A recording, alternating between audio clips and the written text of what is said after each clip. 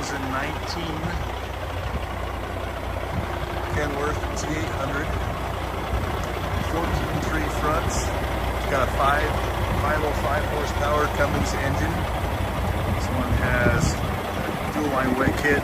The tank is actually split, so that side's the fuel tank, and then it's split right there for the hydraulic tank. This has an extended cab, the aero cab.